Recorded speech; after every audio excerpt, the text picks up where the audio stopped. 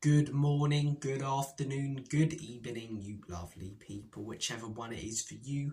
Welcome back to Lilywhite Lane. I hope that you're all having a really good Monday and start to your week wherever you are in the world and whatever you are planning to get up to. And you're all very welcome along to your Arsenal versus Tottenham Hotspur match preview. It's the big one this Wednesday as Ange Postecoglou's side are set to take on the scum themselves, Woolwich Wanderers. It's a massive game for both sides. It's a game that can make or break Arsenal's season, really. It can get them back on track or it can completely and utterly ruin things for them. So it's a big one this Wednesday. It's always big, the North London derby, but big stakes on this one. Big stakes on this one. And I'm actually looking forward to it. I haven't looked forward to the recent North London derbies, but Arsenal aren't the best side this season, to be honest. We're not great at all, but I genuinely do think we have a chance. If Ange Postecoglou gets his tactics right and we set up similar to how we did against Liverpool in the Cup and Manchester City away, there's a blueprint out there on how you beat Arsenal. And teams who have gone by that blueprint recently have gotten results. If we do, I believe we'll at least come away with a point. If we counter-attack them, if we play similar to how we did against Manchester City at the Etihad in that 4-0 win and Liverpool in the Cup, and we break on them, I think we have more ammunition going forward than the likes of Manchester United, Everton, who have gotten results against them in recent weeks. I really do think we have a chance because they're not a great side this season. They're really not, A few years ago, that Arsenal team that travelled to our stadium and beat us 2-0, they were a proper side. This Arsenal side, I'm really not sure they are. They're a little bit like a far better version of Stoke, aren't they? They'll occasionally catch you out with a set piece or scrappy goal, but they don't have that killer up top. They're not putting 4 or 5 past teams, which they did at a point last season. They were doing pretty much every week the season before when they first went for the league title. But this season, when they're getting wins, it's scrappy 1 or 2 nils, and it's not paying off for them. It's not, because it's not like that's all they're picking up. They're getting poor results. They're struggling to break down the likes of Everton, for example. And you look at the 2 recent teams that played against them, Newcastle, in my opinion, completely outclassed them. Eddie Howe did exactly what he did to us. First half, they attacked, they pressed, they were clinical, they took their chance, went 1-0 up. Second half, sat in deep, almost played like a 5-5, O formation, with Isak occasionally going forward. 2 or 3 counter-attacks in that second half. They were clinical again, took their opportunities, got the result. Manchester United, down to 10 men, managed to hang on until penalties because they don't have that killer up top. I genuinely believe if Spurs go on to score 2 or 3 goals in this game, we'll probably win it. Now, that's easier said than done because whilst they struggle up top, they do have a solid defence, but they don't have that killer up top. It seems like a boring thing to say now, Arsenal need a striker, but it's mind-boggling they haven't signed one. I think if they signed one last season and the season before, we'd be talking about Arsenal winning a league title right now under Arteta. If they signed someone like a Guy Ockres, if they signed someone, even like an Ivan Toney, even if they signed Dominic Solanke, who joined us, those extra goals, having that target man in there, having that centre forward, which they just lack at the minute, I think would benefit them so much. But for some reason, the football club don't want one, Mikel Arteta don't want one, and I don't understand it.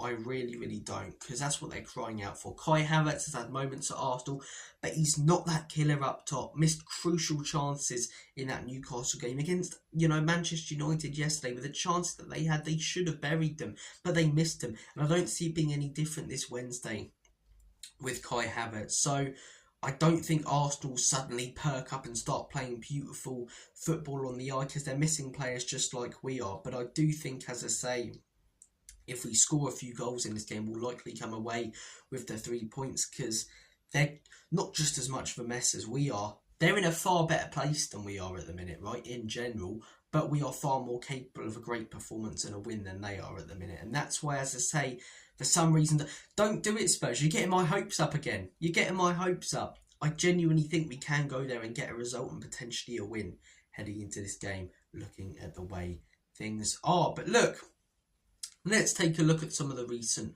North London derbies. The most recent North London derby, Tottenham Hotspur 0, Arsenal 1. Difficult game to watch. Obviously, we had players then that we don't now. They had players then that they don't now, so it might be a different game this time. But pretty easy for Arsenal, to be honest. Not the most entertaining game, which is a tag that gets thrown around a lot when you talk about managers like Mikel Arteta and Andrew. Definitely Arteta a few years ago, not so much now, but 100% Postecoglou.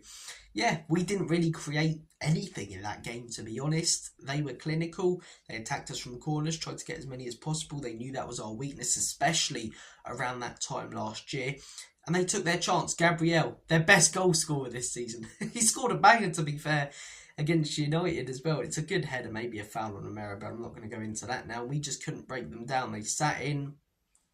They made it extremely difficult for us. And yeah, we just couldn't get that equaliser. Could not get that equaliser or that first goal. Game before, very different. Unbelievably open game. Spurs 2, Arsenal 3. There's an argument to be made that we should have won that game when you look at the stats. More possession. Oh, that doesn't mean diddly if you don't do anything with it. No, we did in that game. We created chances. We just didn't take them. We should have taken the chance that we had in that game. Van der Ven's goal should have stood, in my opinion. It really, really should have. You're looking at other decisions in that game, as I say, that didn't go our way. You're looking at some of them big chances that we did have at points. That Romero one springs to mind.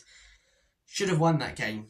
Should have won that game. But Arsenal, again, clinical at our stadium. Another win at our stadium. It's becoming a habit that we need to break next season. 100% we need a win against them at home, whatever happens this week at the library. But yeah, they took their chances.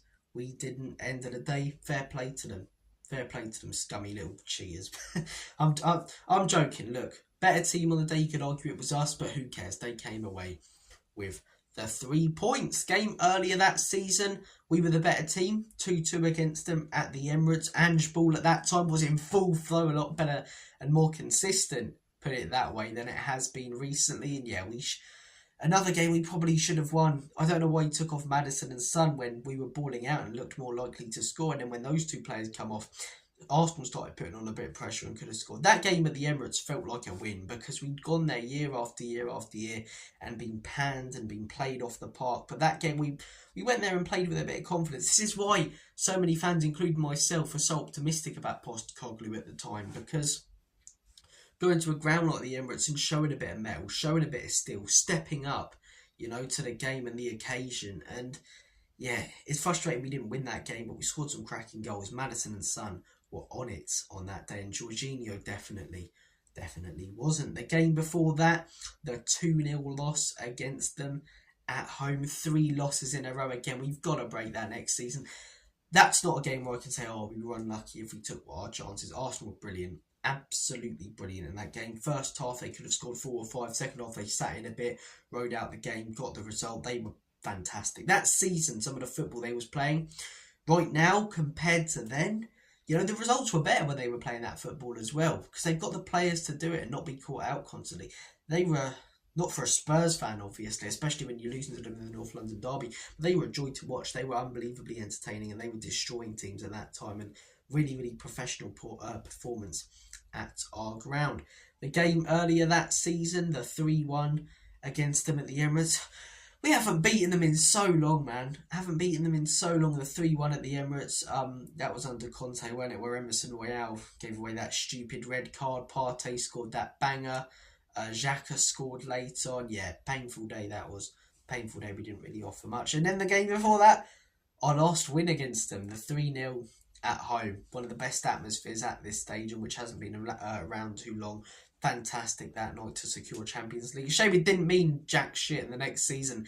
They were contending for the league and we were struggling to get into Europe. But at the time it felt massive, and to get that 3-0 win in a North London derby, by itself is just fantastic. So recent form would definitely sway towards Arsenal. Maybe they can take that with some confidence into the dressing room this week. Lads, it's Tottenham sort of thing. But as I say, form-wise, they won't be too confident. Neither will we, in all honesty. But man, I'm glad we had that Liverpool game last week. I really am. Because if we would have lost that and put in the performance we did against Tamworth and headed into this game, considering all the losses and draws we had before that, I'd probably favour Arsenal. But that one win gives me a little bit of confidence that the players will have some confidence heading into the game. You look at our recent form, the 3-0 win against Tamworth, proper FA Cup tie that. Quite embarrassing first 90. Credit to Tamworth, though, they were fantastic in extra time.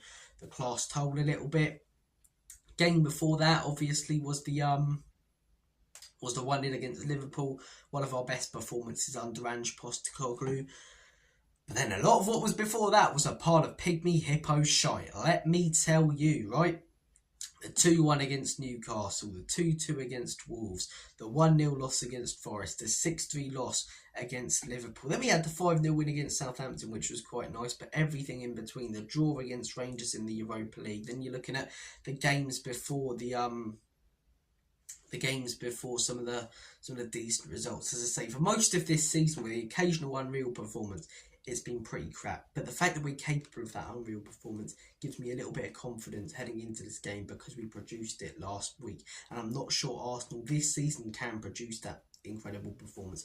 We're in a worse position than Arsenal. I keep saying it, overall as a football club, 100%.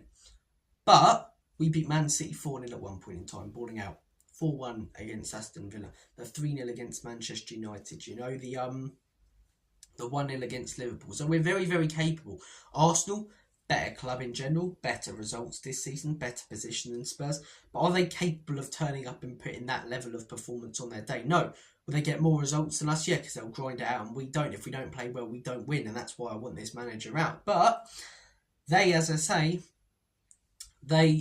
on their day, on their best day this season, they haven't battered teams. They haven't torn teams apart. I don't remember watching Arsenal this season and going, wow, they look fantastic, especially compared to different seasons. We'll be like, oh, Arsenal are a bit of a serious team, you know what I mean? But yeah, I think, as I say, they're less capable of that brilliant performance. You look at their recent performances, recent results. You know, the 1-1 against United should have won that game, not clinical.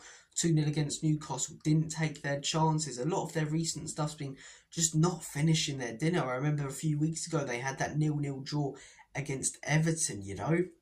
Not like, that's just pathetic, man. Scoring 1 goal in 3 games against Everton, Manchester United and Newcastle. It's not good enough at all. They need that killer. And I don't get why they ain't got it. I think it's time for Arteta to move on. This is why it annoys me when people say, give Ange time, it's worked for Arteta. What has?